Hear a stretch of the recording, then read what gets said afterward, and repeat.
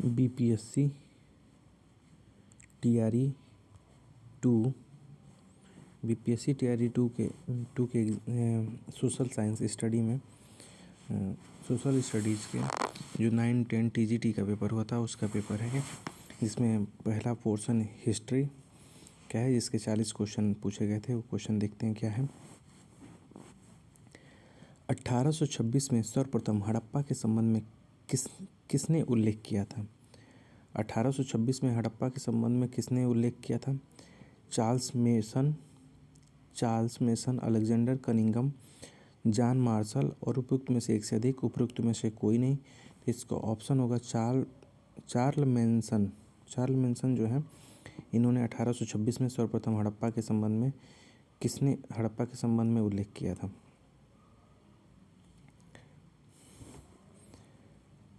किस हड़प्पा स्थल से लकड़ी को कुरेद कर नाली बनाने का साक्ष्य मिला। लकड़ी को कुरेद कर नाली बनाने का साक्ष्य मिला था लोथल में, कालीबंगन में, रोपड़ में, उपरोक्त में से एक से अधिक, उपरोक्त में से कोई नहीं। तो इसका ऑप्शन सही होगा कालीबंगन में या कालीबंगा में। किस मौर्य शासक को सेंडोकोटस के रूप में संबोधित किया।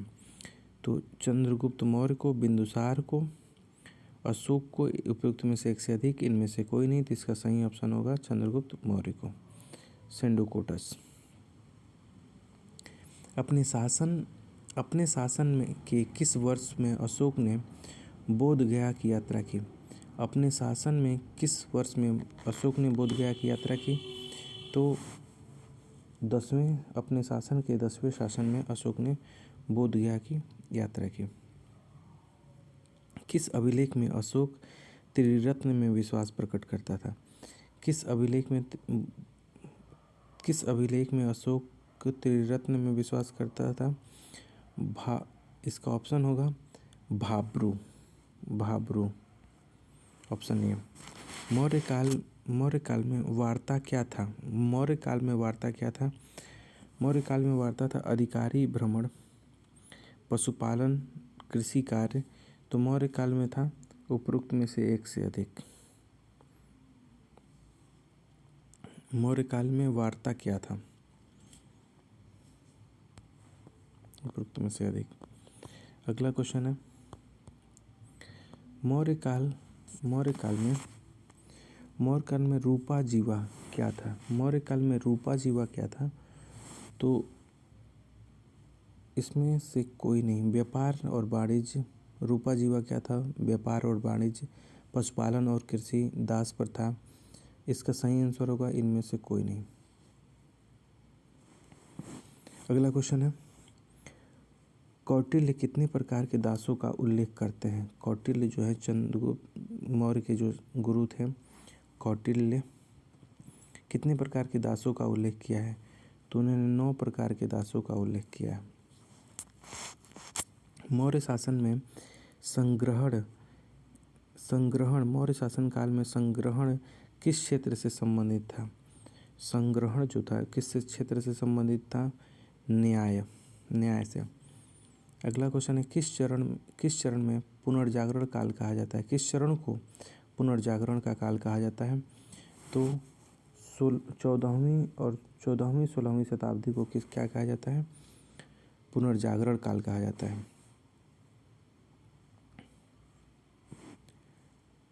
अगला क्वेश्चन है पुनर्जागरण काल का माइकल एंजेलो कौन था। पुनर्जागरण काल का माइकल एंजेलो कौन था, चित्रकार। हर्ष का प्रधान सचिव कौन था। हर्ष का प्रधान सचिव था भंडी। अगला क्वेश्चन है भास्कर वर्मन ने किसे राजदूत बनाकर हर्षवर्धन के पास भेजा। भास्कर वर्मन ने किसे राजदूत बनाकर हर्षवर्धन के पास भेजा था। तो हंस बेग को भास्कर वर्मन ने राजदूत बनाकर भेजा था। हर्ष के काल में कौन सा अधिकारी चाट एवं भाट कहलाता था? हर्ष के काल में कौन सा अधिकारी चाट या भाट कहलाता था? तो इसमें पुलिस। किस चोल शासक ने सर्वप्रथम संपूर्ण द्रविड़ प्रदेशों से विजित किया? किस चोल शासक ने सर्वप्रथम संपूर्ण द्रविड़ प्रदेशों को विजित किया? तो इसमें होगा राजा राज प्रथम। 16 किस चोल शासक ने सिंघल नरेश महेंद्र पंचम को पराजित किया था? सिंघल नरेश महेंद्र पंचम को पराजित किया। तो ये हैं 16 नंबर के क्वेश्चन के आंसर होंगे राजाराम प्रथम।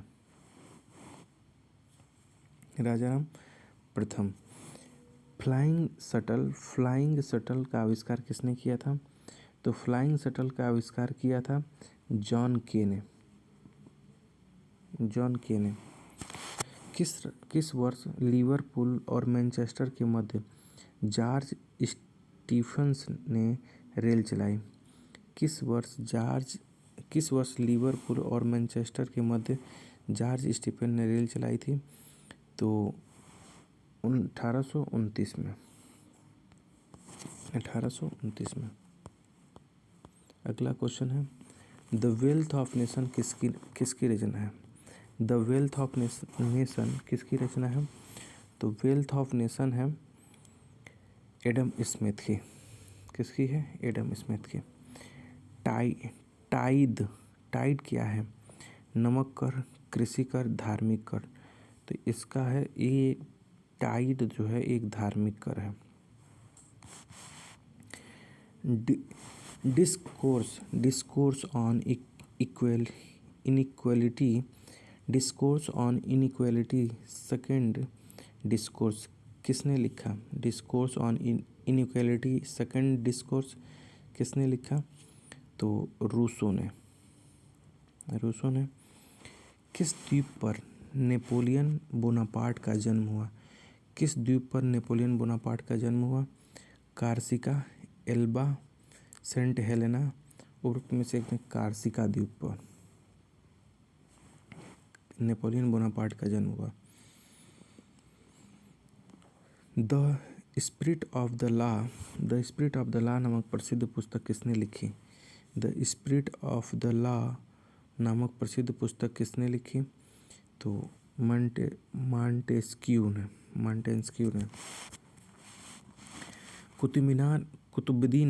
कुतुबुद्दीन ऐबक ने किस मूल्य पर इल्तुतमिश को खरीदा था?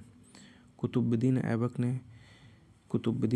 ने 1 लाख जिंदल में खरीदा था। 1 लाख जिंदल में खरीदा था। कुतुबुद्दीन ऐबक ने किस मूल्य पर इल्तुतमिश को खरीदा था? तो इल्तुतमिश को 1 लाख जीतल पे खरीदा था।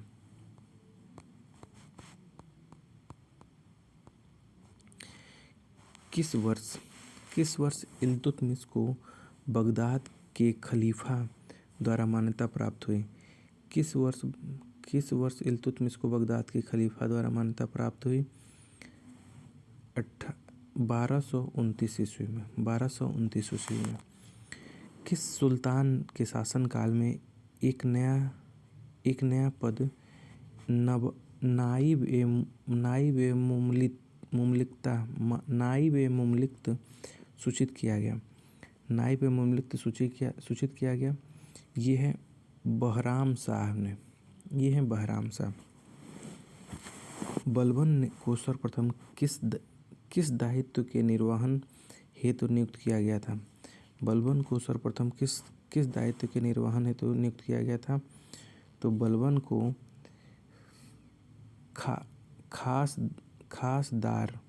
खासदार के दायित्व के लिए नियुक्त किया गया था। दिल्ली के किस सुल्तान ने अपने जीवन काल में ही अपना मकबरा बनवा लिया था? तो दिल्ली के किस सुल्तान ने अपने जीवन काल में ही अपना मकबरा बनवा लिया था? अलाउद्दीन खिलजी, बलबन, इल्तुतमिश ने। अकबर की अंतिम विजय कौन सी थी? अकबर की अंतिम विजय गोंडवाना, गुजरात, असीरगढ़। तो असीरगढ़ जो थी वो अकबर की अंतिम विजय थी। इबादत खाना का निर्माण अकबर ने कहाँ कराया था? इबादत खाना का निर्माण अकबर ने फतेहपुर सीकरी में कराया था। फतेहपुर सीकरी। प्लासी युद्ध के समय मुगल शासक कौन था? प्लासी युद्ध के समय मुगल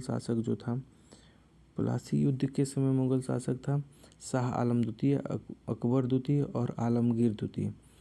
तो प्लासी युद्ध के समय जो मुगल शासक था वो था आलमगीर द्वितीय। प्लासी युद्ध के समय। बक्सर युद्ध के समय बंगाल का गवर्नर कौन था? बक्सर युद्ध के समय बंगाल का गवर्नर कौन था? उस समय बंगाल का गवर्नर थे वेसीटार्ट।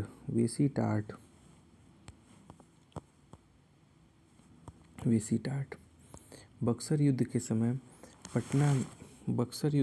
पटना में अंग्रेजी कंपनी का प्रभारी कौन था? बक्सर युद्ध के समय पटना में अंग्रेजी कंपनी का प्रभारी कौन था? तो उस समय अंग्रेजी कंपनी का प्रभारी था एलिस था। फैजाबाद में अयोध्या 1857 के विरोध का नेतृत्व किसने किया? तो फैजाबाद में विद्रोह मौलवी अहमदुल्लाह ने किया था। भारतीय राष्ट्रीय कांग्रेस की स्थापना के समय भारत का वायसराय कौन था? उस समय लॉर्ड डफरिन था। सर्वप्रथम भारतीय राष्ट्रीय कांग्रेस का विभाजन किस वर्ष हुआ? सर्वप्रथम भारतीय राष्ट्रीय कांग्रेस का विभाजन कब हुआ था? तो सर्वप्रथम भारतीय राष्ट्रीय कांग्रेस का विभाजन 1907 में हुआ। और अगला क्वेश्चन है, किस वर्ष मुजफ्फरपुर बम कांड हुआ? 1908 में। देखिए 1907 में जो हुआ था वो सर्वप्रथम भारतीय राष्ट्रीय कांग्रेस का विभाजन हुआ था। और किस वर्ष मुजफ्फर बम कांड हुआ था? 1908 में। अगला क्वेश्चन है दांडी यात्रा में गांधी जी के साथ कितने स्वयंसेवियों ने प्रतिभाग किया? तो 78 है, सर्वविद है 78। गदर पार्टी की स्थापना किस स्थान पर हुई थी? Berlin, San Francisco, Atlanta. तो इसका ऑप्शन हो जाएगा बी, सैन फ्रांसिस्को। किस तिथि को संविधान सभा की पहली बैठक हुई थी? 9 दिसंबर 1946 ईस्वी को। 9 दिसंबर 1946 ईस्वी को।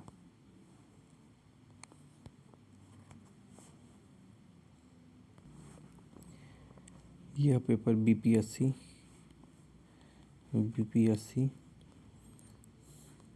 पीजीटी 10+2 में हिस्ट्री का जो पोर्शन है उससे जो क्वेश्चन आया था उसका ही पेपर है। इसके पहले 9 to 10 का था। जो भी हिस्ट्री संबंधित 40 क्वेश्चन थे, यहाँ पे 80 क्वेश्चन होंगे। तो सबसे पहला इसमें क्या है, हड़प्पा सभ्यता की विशिष्ट विशेषता कौन सी है? हड़प्पा सभ्यता की विशिष्ट विशेषता कौन सी है? तो इसका ऑप्शन हो जाएगा विशिष्ट विशेषता हड़प्पा सभ्यता की कौन सी? ऑप्शन पहला है सील, शहरी नियोजन, आभूषण। तो इसमें हो जाएगा एक से अधिक, क्योंकि इन शहरी नियोजन भी है हड़प्पा सभ्यता, आभूषण भी है, सील भी मिले थे। हड़प्पा सभ्यता निम्नलिखित में से किस क्षेत्र में फैली हुई थी? हड़प्पा सभ्यता किस क्षेत्र में फैली हुई थी? हड़प्पा सभ्यता फैली हुई थी गुजरात में, अफगानिस्तान में, सिंध में। तो इसका भी सही आंसर हो जाएगा उपरोक्त में से एक से अधिक। हड़प्पा स्थलों पर हड़प्पा स्थलों पर हल रेखाएं पाई गई। हल का टेराकोटा मॉडल पाया गया। नहरों के निशान पाए गए। तो इसमें ऑप्शन हो जाएगा उपरोक्त में से एक से अधिक, क्योंकि हल का टेराकोटा मॉडल भी पाया गया है हड़प्पा में और हल रेखा भी पाई गई है। निम्नलिखित में से कौन सा स्थल हड़प्पा संस्कृति से पहचाना जाता है? निम्नलिखित में से कौन सा स्थल हड़प्पा संस्कृति से पहचाना जाता है? तो हड़प्पा संस्कृति से पहला है चिराग, बेलन घाटी और कोसल। और अगला ऑप्शन है इनमें से कोई नहीं और एक से अधिक। तो इसका ऑप्शन सही होगा इनमें से कोई नहीं, ई ऑप्शन। हड़प्पा वासियाँ निम्नलिखित में से किसको मानते थे? हड़प्पा वासी निम्नलिखित में से किसको मानते थे? तो मृत्यु के बाद जीवन और वर्ण व्यवस्था, लोकतांत्रिक व्यवस्था। तो वो मानते थे हड़प्पा वासी मृत्यु के बाद जीवन। तमिल कम में कौन शामिल है? तमिल कम में कौन शामिल है? चोल, चेर और पांड्य। तो तमिल कम में शामिल है एक से अधिक, उपरोक्त में से एक से अधिक। अगला क्वेश्चन है 1810 के दशक में किसने संस्कृत और द्रविड़ भाषाओं को 8000 से अधिक शिलालेख एकत्र किए? तो कॉलिन मैकेंजी ने क्या किया था? उन्होंने 8000 से अधिक शिलालेख एकत्र किए। सातवाहन और शक शासकों द्वारा भूमि अनुदान का सबसे प्रारंभिक अभिलेख साक्ष्य किस काल का है? सातवाहन और शक शासकों द्वारा भूमि अनुदान का सबसे प्रारंभिक अभिलेख साक्ष्य किस काल का है? तो वो है 100 से 200 ईस्वी तक। 100 से 200 ईस्वी तक। अगला क्वेश्चन है कन्नौज के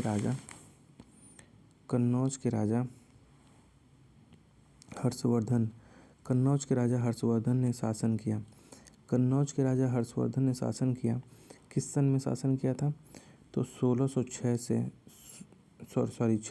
से 647 में कन्नौज के राजा हर्षवर्धन ने शासन किया।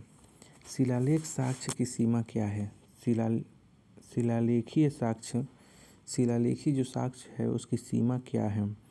तो शिलालेखी अक्षर बहुत धुंधले होते हैं, इसलिए पढ़ना मुश्किल है।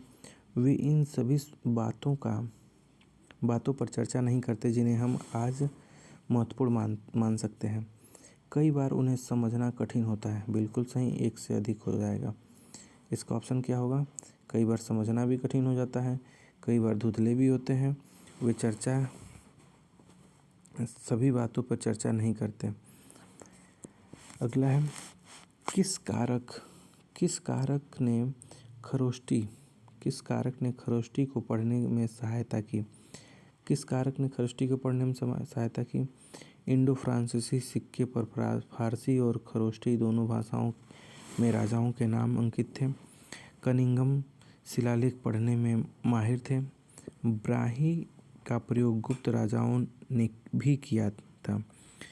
उपरोक्त में से एक से अधिक, इनमें से कोई नहीं। तो इसका ऑप्शन हो जाएगा इनमें से कोई नहीं। जब बी.एस.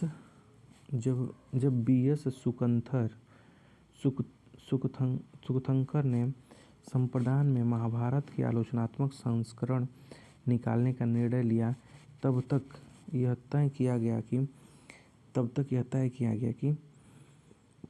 देश के विभिन्न हिस्सों से विभिन्न लिपियों की लिखी गई संस्कृत पांडुलिपि को एकत्र किया जाए। यही इसका सही आंसर होगा। जब बी.एस. सुकंतकर ने संपादन में महाभारत का आलोचनात्मक संस्करण निकालने का निर्णय लिया, तब तक यह तय किया गया कि देश के विभिन्न हिस्सों से विभिन्न लिपियों में लिखी गई सांस्कृतिक पांडुलिपियों को एकत्र किया जाए। सल्तनत काल के में उलुक क्या था? सल्तनत काल में उलुक क्या था? सल्तनत काल में उलुक घोड़ा पोस्ट था। घोड़ा पोस्ट। अगला क्वेश्चन है, अब्दुर रज्जाक ने निम्नलिखित में से किस शहर का दौरा किया? अब्दुर रज़ाक ने मैंगलोर नामक शहर का दौरा किया। संतों की जीवनी को हैग्रियोग्राफी का मतलब है धार्मिक नेताओं की जीवनी और जमींदारों की जीवनी, अनुयायियों द्वारा लिखी गई संतों की जीवनी। तो इसका ऑप्शन होगा एक से अधिक, उपरोक्त में से एक से अधिक। अगला क्वेश्चन है,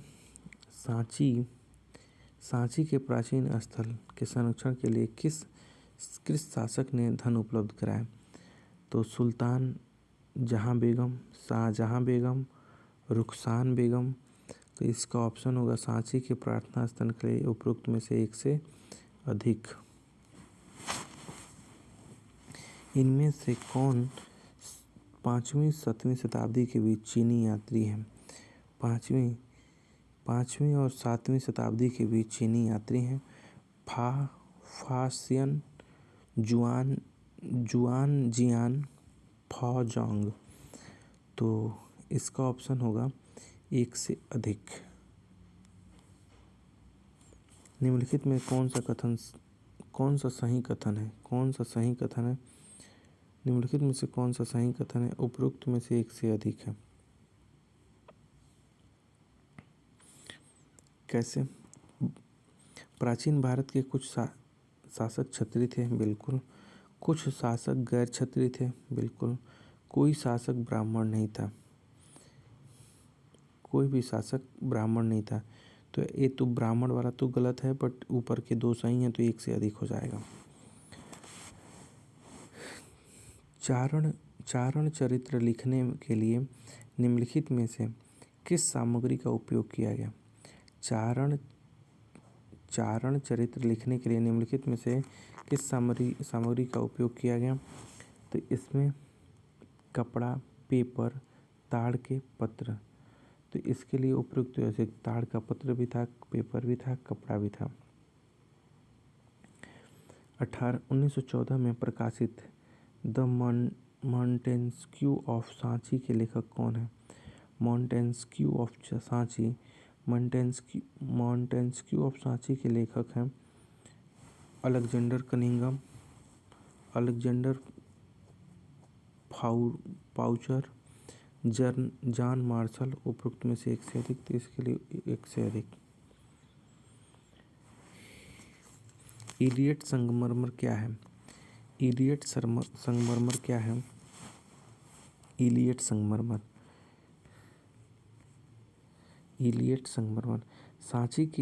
सांची से मूर्तिकला के जो पैनल मद्रास में रखे गए हैं, भरहुत के मूर्तिकला में जो पैनल मद्रास में रखे गए हैं, ये अमरावती से मूर्तिकला के जो पैनल मद्रास में रखे गए हैं। तो इसका ऑप्शन सही होगा सी, अमरावती से मूर्तिकला में जो पैनल मद्रास में रखे गए हैं। आहत सिक्के किस धातु के बने होते हैं? आहत सिक्के जो होते थे वो किस धातु के बने होते? सोने के, पीतल के, जस्ता के। तो ये आहत सिक्के होते थे, वो ढाल कर बनाए जाते थे। इसके सही इनमें से कोई नहीं।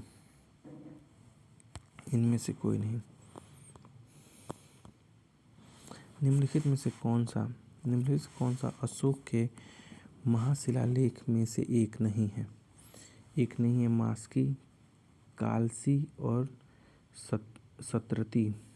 निम्नलिखित में कौन सा अशोक के महाशिलालेखों में से एक नहीं है? तो वो मास्की है।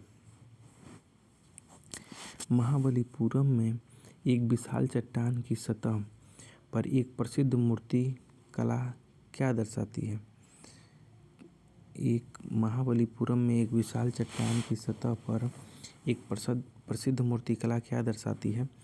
तो प्रसिद्ध मूर्तिकला स्वर्ग में गंगा नदी का अवतरण, अर्जुन हथियार प्राप्त करने के लिए नदी तट पर तपस्या कर रहे थे, कावेरी नदी का अवतरण। अगला है उपरोक्त में से एक से अधिक या इनमें से कोई नहीं। तो इसका उपरोक्त तो सही होगा एक से अधिक। एक से अधिक क्या है? महाबलीपुरम में एक विशाल चट्टान की सतह पर प्रसिद्ध मूर्ति कला क्या दर्शाती है? तो ये कावेरी नदी का उद्गम स्थल, अर्जुन द्वारा प्राप्त करने के लिए किस नदियों का तट पर तपस्या कर रहे थे, और स्वर्ग से गंगा नदी का अवतरण। स्मारक के संरक्षण के मामले में सांची क्यों बची रही जबकि अमरावती नहीं बची? स्मारक के संरक्षण के मामले में सांची क्यों बची रही जबकि अमरावती नहीं बची? तो इसका आंसर सही होगा इनमें से कोई नहीं। अमरावती समुद्र के तट पर स्थित था? बिल्कुल नहीं। अमरावती को अंग्रेज ने फ्रांसीसियों से खरीदा था। अमरावती को अंग्रेज ने पुर्तगालियों से खरीदा था। इनमें ऑप्शन हुआ इनमें से कोई नहीं। इब्न बतूता ने पान और नारियल का विस्तार से वर्णन क्यों किया है? इब्न बतूता ने पान और नारियल का विस्तार से वर्णन क्यों किया है? उन्हें ये दोनों उत्पाद बहुत पसंद थे। वे चाहते थे कि इन दोनों पेड़ों के संरक्षित किया जाए। इन दोनों पेड़ों से बनी औषधियों से पेट का गंभीर दर्द ठीक हो जाता था। उपरोक्त में से एक से अधिक, उपरोक्त में से कोई नहीं। तो इसका ऑप्शन सही होगा उपरोक्त में से कोई नहीं। बर्नियर का मानना क्या मानना था? भारत में भूमि का स्वामित्व केवल हिंदुओं के पास है। भारत में भूमि का स्वामित्व केवल क्षत्रियों के पास है। भारत में भूमि का स्वामित्व केवल राजाओं के पास है। तो बर्नियर मानता था कि भारत में भूमि का स्वामी केवल क्या है? राजा के पास है। निम्नलिखित में से कौन सा कथन सही है? तो निम्नलिखित में से कौन सा कथन सही है? 17वीं शताब्दी के दौरान भारत की तुलना में पश्चिमी यूरोप के शहरी केंद्रों में अधिक संख्या में लोग रहते थे। 17वीं शताब्दी के दौरान पश्चिमी यूरोप की तुलना में भारत में शहरी केंद्रों में अधिक संख्या में लोग रहते थे। भारत में सभी भूमि पर राजशाही का स्वामित्व था। तो ऐसा नहीं, इसका सही आंसर हो जाएगा 17वीं शताब्दी के दौरान पश्चिमी यूरोप की तुलना में भारत में शहरी केंद्रों में अधिक संख्या में लोग रहते थे। अगला क्वेश्चन है 99 कह रहा है निम्नलिखित में से कौन सा कथन गलत है? निम्नलिखित में से कौन सा कथन गलत है? मध्यकाल में भारत में सभी गुलाम समान थे।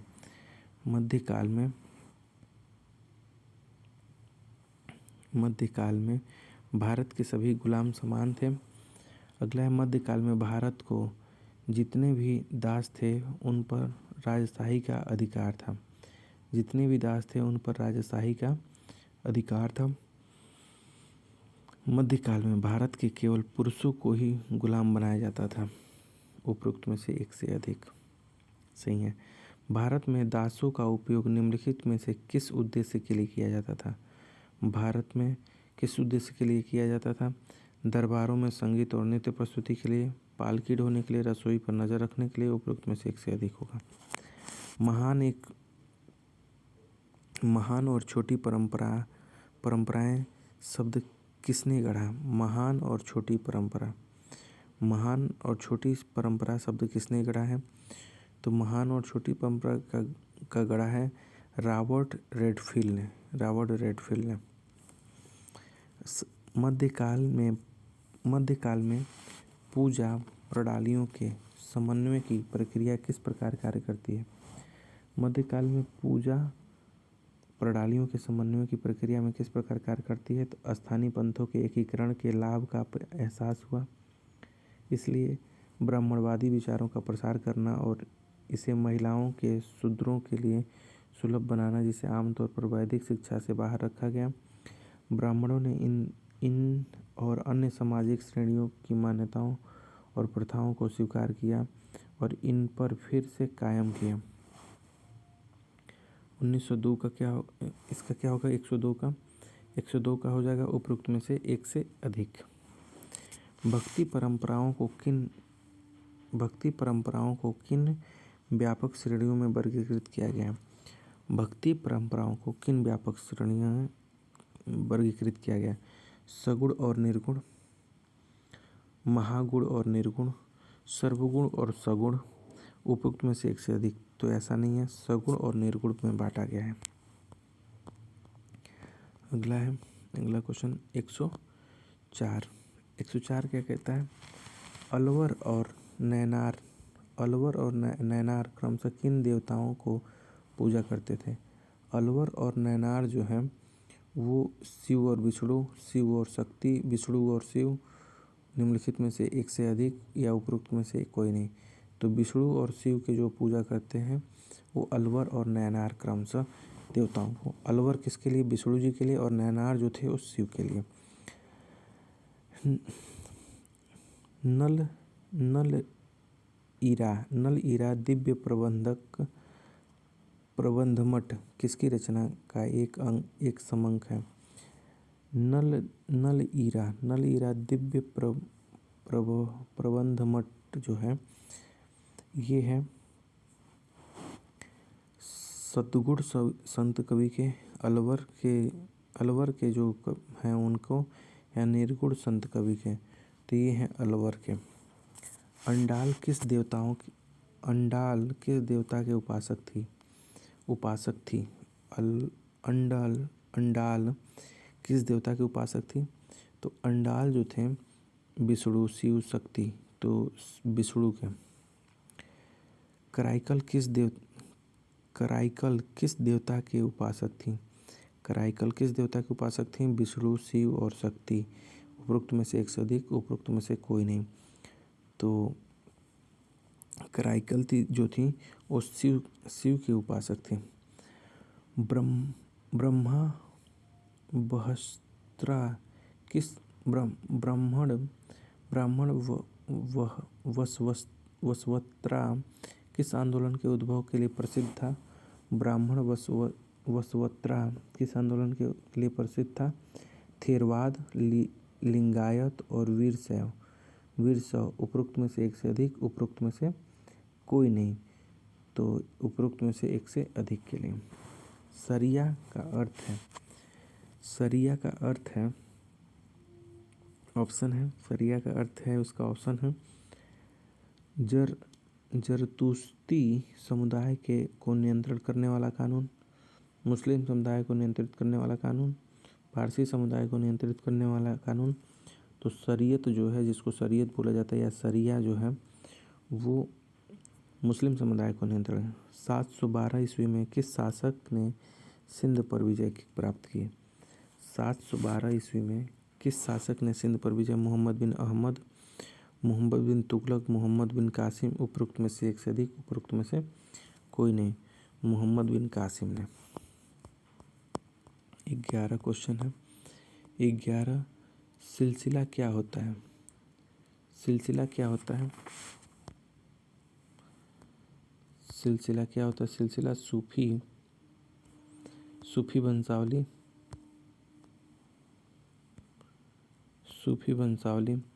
उमेला वंशावली, उमरा वंशावली, उपरोक्त में से एक से अधिक, उपरोक्त में से कोई नहीं।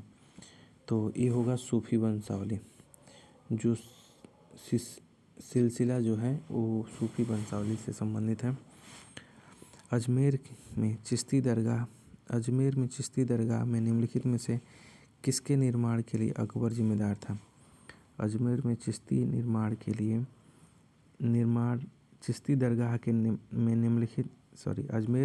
दरगाह में निम्नलिखित में से किसके निर्माण के लिए अकबर जिम्मेदार था? पहला ऑप्शन था मस्जिद देंग दरगाह, एक से अधिक, इनमें से कोई नहीं। तो उपरोक्त में से एक से अधिक। पद्मावत किसका एक रूप है? पद्मावत पद्मावत नहीं है, पदावत किसका एक रूप है? पदावत जो है शादीनामा, चरखानामा, प्रेम आख्यान, इसको पद्मावत ही पढ़ेंगे। पद्मावत किसका? प्रेम आख्यान जो होगा यही। निजामुद्दीन औलिया को किस नाम से जाना जाता था? निजामुद्दीन औलिया को किस नाम से जाना जाता था? आलमगीर, सुल्तान उल उमरा, सुल्तान उल मसाइक, उपरोक्त में से एक से अधिक, उपरोक्त में से कोई नहीं। तो इसका ऑप्शन होगा सुल्तान उल मसाइक। आदि ग्रंथ में इनमें से किस संत को बातें संकलित हैं? आदि ग्रंथ में किस संत की बातें संकलित हैं? आदि ग्रंथ में कबीर की, बाबा फरीद की, रविदास की। आदि ग्रंथ में उपरोक्त में से एक से अधिक। इनमें से कौन उलटवासी रचनाओं के लिए प्रसिद्ध है? इनमें से कौन उलटवादी रचनाओं के लिए प्रसिद्ध है? तो उलटवादी जो रचनाएं हैं इसके लिए प्रसिद्ध हैं कौन?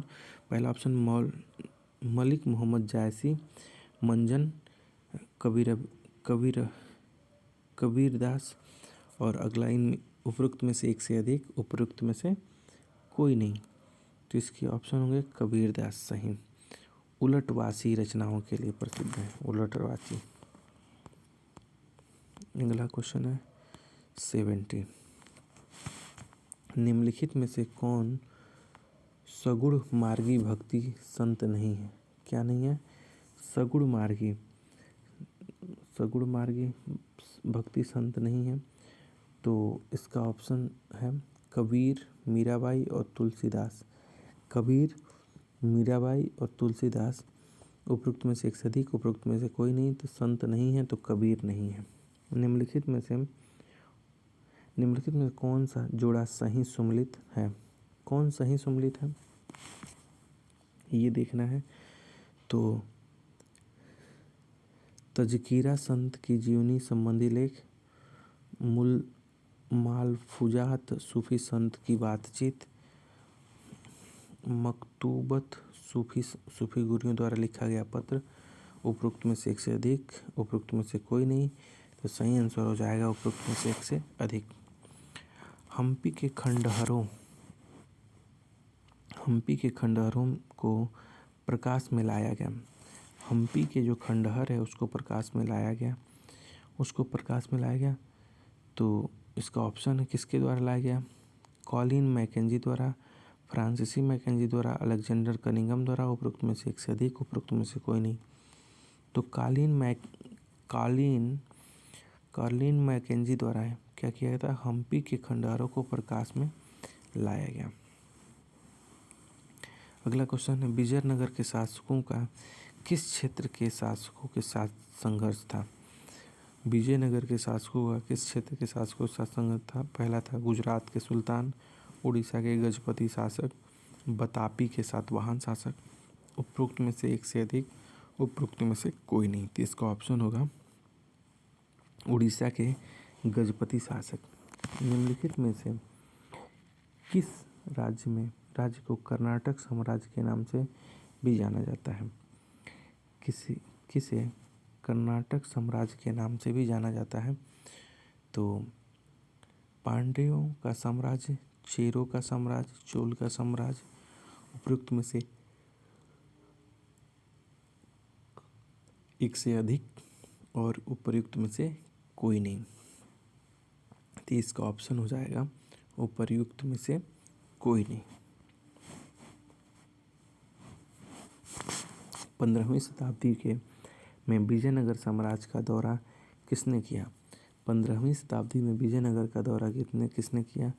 अब्दुल अजीज बर्नियर, टाम्सरो। उपरोक्त में से एक से अधिक। इसका भी ऑप्शन हो जाएगा इनमें से कोई नहीं, उपरोक्त में से कोई नहीं। हम्पी किस नदी के तट पर स्थित है? हम्पी जो है वो किस नदी के तट पर स्थित है? तो हम्पी है, पहला है गोदावरी नदी, कृष्णा नदी, तुंगभद्रा नदी। कौन सी? कृष्णा, गोदावरी, कृष्णा और तुंगभद्रा। गोदावरी, कृष्णा और तुंगभद्रा उपरोक्त में से एक से अधिक, उपरोक्त में से कोई नहीं। तो ये हम्पी जो है तुंगभद्रा नदी के तट पर स्थित है।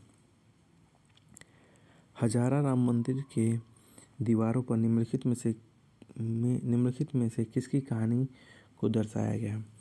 हजारा राम मंदिर की दीवारों पर निम्नलिखित में से किसकी कहानी को दर्शाया गया है? तो हजारा राम मंदिर जो है इसमें पहला ऑप्शन है पंचतंत्र, रामायण, ऋग्वेद, उपरोक्त में से एक से अधिक, उपरोक्त में से कोई नहीं। तो रामायण जो है हजारा राम मंदिर की दीवारों पर निम्नलिखित में से किसकी कहानी को दर्शाया गया है? तो ये है रामायण। अगला क्वेश्चन है 25। निम्नलिखित में से किस मंदिर में रथ की मूर्ति पत्थरों से बनाई गई है? ऑप्शन है हजारा कृष्ण मंदिर, विट्ठल मंदिर, हजारा विरूपा मंदिर, उपरोक्त में से एक से अधिक, उपरोक्त में से कोई नहीं। तो विट्ठल मंदिर जो है ये क्या है? विट्ठल मंदिर जो है ये रथ की मूर्ति पत्थरों से बनाई गई है। अगला है अबुल फजल द्वारा लिखी आईने अकबरी। अबुल फजल द्वारा लिखी आईने अकबरी निम्नलिखित में से किससे संबंधित जानकारी शामिल है? तो इसमें कौन सी जानकारी शामिल है? खेती सुनिश्चित करने के लिए राज्य का की गई व्यवस्था, राज्य की एजेंसियों द्वारा राजस्व संग्रह को समक्ष करने के लिए राज्य द्वारा की गई व्यवस्था, सम्राट अशोक का इतिहास। तो इनमें से एक से अधिक, इनमें से कोई नहीं। तो इसका सही आंसर हो जाएगा इनमें से एक से अधिक। फ्रांसीसी बुकानन किससे संबंधित है? फ्रांसीसी बुकानन किससे संबंधित है? तो ये हो जाएगा फ्रांसीसी बुकानन इसमें ऑप्शन है कोलकाता में चिड़ियाघर की स्थापना, फ्रांसीसी बुकानन। कलकत्ता में बॉटनिकल गार्डन के प्रभारी, गवर्नर जनरल के सर्जन। तो इसका ऑप्शन हो जाएगा उपरोक्त में से एक से अधिक। भारतीय कृषि के व्यवसायीकरण में ब्रिटिश पूंजीपति वर्ग को ही लाभान्वित किया, लेकिन भारतीय कृषक वर्ग को नहीं। यह किसने कहा था? भारतीय कृषि के व्यवसायीकरण ने ब्रिटिश पूंजीपति वर्ग को ही लाभान्वित किया, लेकिन कृषि वर्ग को नहीं लाभान्वित किया। यह किसने कहा था? ऑप्शन है Rajani Palme Dutt, sir Henry Cotton, Hemchandra Ray Chaudhuri. उपरोक्त में से एक से अधिक, उपरोक्त में से कोई नहीं। तो इसमें सर हेनरी कॉटन जो थे इन्होंने ही बोला था कि भारतीय कृषि के व्यवसायीकरण से ब्रिटिश पूंजीपति वर्ग को ही लाभान्वित किया, लेकिन भारतीय कृषक वर्ग को नहीं। निम्नलिखित में से कौन सा कथन गलत है? कौन सा कथन गलत है? 1862 तक ब्रिटेन में कपास का 90% से अधिक आयात भारत होता था। 1857 में ब्रिटेन के कॉटन सप्लाई एसोसिएशन की स्थापना की। 1960 के दशक में पहले ब्रिटेन ने कच्चे कपास के 3/4 आयात अमेरिका में होता था। उपरोक्त में से एक से अधिक, उपरोक्त में से कोई नहीं। तो गलत उपरोक्त में से एक से अधिक है। निम्नलिखित में से कौन सा युग्म गलत है? कौन सा युग्म गलत है? तो अस्थाई बंदोबस्त बंगाल, रैतवाड़ी प्रणाली दक्कन, महलवाड़ी व्यवस्था अवध। तो गलत कोई नहीं है, तो उपरोक्त में से कोई नहीं। रिकॉर्डियन विचार में आप क्या समझते हैं? रिकॉर्डियन विचार में आप क्या समझते हैं? इसमें सुझाव दिया गया है कि भूस्वामी को केवल एक निश्चित समय पर प्रचलित औसत लगान पर ही दवा करना चाहिए। इसके सुझाव दिया कि भूस्वामी को एक निश्चित समय पर प्रचलित अधिकतम लगान का दावा करना चाहिए। इनके सुझाव दिया कि भूस्वामी को अपने लाभ का एक हिस्सा क्षेत्र किसानों के साथ साझा करना चाहिए। तो इसका ऑप्शन सही होगा 31 का। इनके सुझाव दिया गया कि भूस्वामी को केवल एक निश्चित समय पर प्रचलित औसत लगान पर ही दावा करना चाहिए।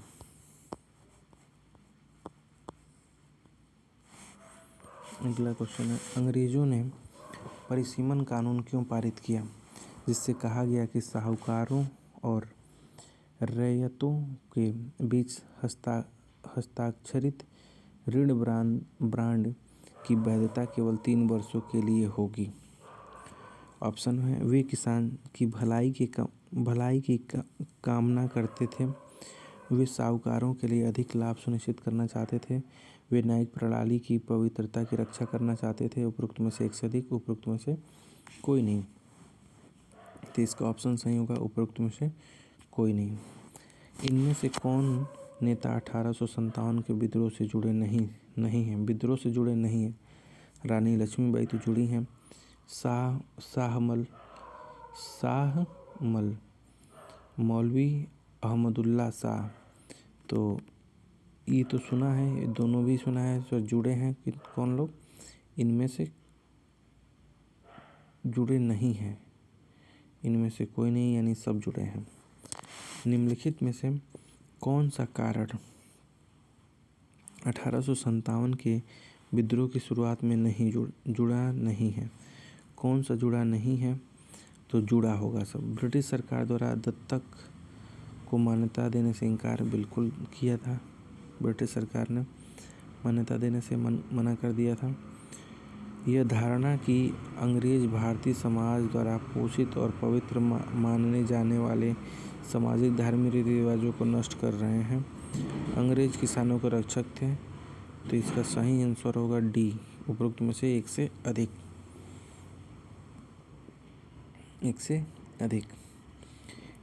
इनमें से कौन गुजराती है और लंदन प्रशिक्षित वकील है? सरदार वल्लभ भाई पटेल, मोहम्मद अली जिन्ना, गोपाल कृष्ण पटेल। उपयुक्त में से एक से अधिक, उपयुक्त में से कोई नहीं। तो इसका मोहम्मद अली जो जिन्ना थे, ये कहाँ के थे? ये गुजराती हैं और लंदन में प्रशिक्षित वकील थे 1935 में। इनमें से किसे लाल बाल पाल के नाम से जाना जाता था? बाल गंगाधर तिलक, लाला लाजपत राय, BC पाल। तो इसका सही ऑप्शन होगा लाल बाल पाल के नाम से नहीं जाना जाता था। जाना तो ये तीनों लोग जाना जाते थे, इनमें से कोई नहीं। संविधान सभा के सदस्य का चयन, संविधान सभा के सदस्यों का चुनाव निम्नलिखित में से किस आधार पर किया गया? संविधान सार्वभौमिक वयस्क मताधिकार, सार्वभौमिक पुरुष वयस्क मताधिकार, सार्वभौमिक महिला वयस्क अधिकार। उपरोक्त में से एक से अधिक, उपर्युक्त में से कोई नहीं। तो यहाँ पे उपरोक्त में से कोई नहीं होगा। क्या होगा? उपरोक्त में से कोई नहीं। अगला क्वेश्चन है 18 इनमें से कौन भारत में ब्रिटिश सरकार द्वारा पेश किए गए 1919 के अधिनियम से जुड़ा है? तो अधिनियम से कौन जुड़ा है? पहला ऑप्शन है एडविन मॉन्टेग्यू, साइमन और अगला है चेम्सफोर्ड। उपरोक्त में से एक से अधिक, उपरोक्त में से कोई नहीं। तो इसका हो जाएगा उपरोक्त में से एक से अधिक। 1919 अधिनियम से एडविन मॉन्टेग्यू, साइमन और चेम्सफोर्ड तीनों जुड़े थे। आधुनिक चीन के संस्थापक किसे माना जाता है? आधुनिक चीन के संस्थापक किसे माना जाता है? कांग यूवेई, माओ तुसे और सत्यात सेन को आधुनिक चीन के संस्थापक माने जाते हैं। क्या सही है? सी, सन यात सेन। मेसोपोटामिया यूरोप लोगों के लिए क्यों महत्वपूर्ण था? मेसोपोटामिया यूरोपीय लोगों के लिए क्यों महत्वपूर्ण था? मेसोपोटामिया यूरोपीय लोगों के लिए महत्वपूर्ण क्या था? पहला है, यह भारत के व्यापार मार्ग पर स्थित था। इसका ओल्ड टेस्टमेंट से संदर्भ था। मैग्ना में इसका संदर्भ था। उपर्युक्त में से एक से अधिक, उपर्युक्त में से कोई नहीं। इसका ऑप्शन होगा इसका ओल्ड टेस्टामेंट। ओल्ड टेस्टामेंट में संबंध मेसोपोटामिया सभ्यता निम्नलिखित में से किस नदी के से संबंधित है? पहला ऑप्शन है दजला, डेन्यूब, फरात, इनमें से एक से अधिक। तो इनमें से एक से अधिक होगा क्योंकि दजला और फरात दोनों नदी हैं। मेसोपोटामिया सभ्यता में पाई गई बेलनाकार पत्थर मुहर की अंगूठी विशेषता क्या थी? मुहरों की अनूठी विशेषता क्या थी? अनूठी जो विशेषता थी वो थी क्या थी मेसोपोटामिया की? पहला है इसे आसानी से स्टोर किया जा सकता है। यह लगातार चित्र बना सकता है। इसका प्रयोग केवल शासकों द्वारा किया जाता है। उपरोक्त में से एक से अधिक, उपरोक्त में से कोई नहीं। तो इसका ऑप्शन होगा यह लगातार चित्र बना सकता है। चरवाहे अनाज के बदले में क्या लेते थे? अनाज के बदले क्या लेते थे? पनीर, खाद्य, धातु के उपकरण। उपरोक्त में से एक से अधिक, उपरोक्त में से कोई नहीं। तो उपयुक्त में से एक से अधिक। अगला क्वेश्चन है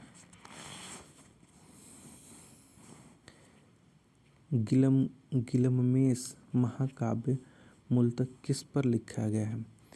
गिलगमेश महाकाव्य मूलतः किस पर लिखा गया है? तो यह मूलतः पहला है स्क्रॉल, दूसरा है 11 पट्टी, तीसरा है 12 पट्टी, चौथा है इनमें से एक से अधिक, इनमें से कोई नहीं। तो इसका सही ऑप्शन होगा 12 पट्टी। कंस्टेंटिनोपल किसके तट पर स्थित है? कंस्टेंटिनोपल किसके तट पर स्थित है? तो यह है ऑप्शन है भूमध्य सागर, फारस की खाड़ी, काला सागर। उपरोक्त में से एक से अधिक, उपरोक्त में से कोई नहीं। तो काला सागर। सेंट ऑगस्टीन कहाँ का बिशप थे? सेंट ऑगस्टीन कहाँ के बिशप थे? तो सेंट ऑगस्टीन रोम के इतालिया शहर, उत्तरी अफ्रीका शहर के हिप्पो के, ग्रीस शहर के स्पार्टा के। उपरोक्त में से एक से अधिक, उपरोक्त में से कोई नहीं। तो ये थे उत्तरी अफ्रीका के शहर हिप्पो। परवर्ती रोमन साम्राज्य के दौरान चांदी आधारित मुद्राओं की गिरावट के कारण क्या था? चांदी आधारित, पहला है इटली की चांदी की खदानें समाप्त हो गई, मिस्र की चांदी की खदानें समाप्त हो गई, स्पेन की चांदी की खदानें समाप्त हो गई। उपरोक्त में से एक से अधिक, उपरोक्त में से कोई नहीं। तो स्पेन की चांदी की खदानें समाप्त हो गए। मध्यकालीन फ्रांस के 3 वर्ग क्या हैं? मध्यकालीन फ्रांस के 3 वर्ग क्या हैं? पादरी वर्ग, कुलीन वर्ग, किसान वर्ग। अभिजात वर्ग, कुलीन वर्ग, किसान वर्ग। पोप पद, पादरी वर्ग, कुलीन वर्ग। उपरोक्त में से एक से अधिक, उपरोक्त में से कोई नहीं। तो इसका सही ऑप्शन होगा पादरी वर्ग, कुलीन वर्ग और किसान वर्ग। 3 वर्ग क्या है? किसान वर्ग, कुलीन वर्ग और पादरी वर्ग। श्वेत ऑस्ट्रेलिया नीति कब समाप्त हुई? श्वेत ऑस्ट्रेलिया नीति कब समाप्त हुई? 1973 में, 1972 में, 1974 में, इनमें से एक से अधिक, इनमें से कोई नहीं। तो 1974 में। लंबी छलांग योजना क्या है तथा इसे कब और कहाँ शुरू किया गया था? पहला है देश को तेजी से औद्योगिकरण के लिए प्रेरित करने की नीति, चीन की 1959 में। दूसरा ऑप्शन है देश की तेजी से औद्योगिकरण के लिए प्रेरित करने की नीति, जापान की 1959 में। देश को तेजी और औद्योगिकरण के लिए प्रेरित करने के लिए नीति, चीन 1958 की। उपरोक्त में से एक से अधिक, उपरोक्त में से कोई नहीं। इसका सही ऑप्शन होगा देश में तेजी से औद्योगिकरण के लिए प्रेरित करने की नीति, चीन 1958।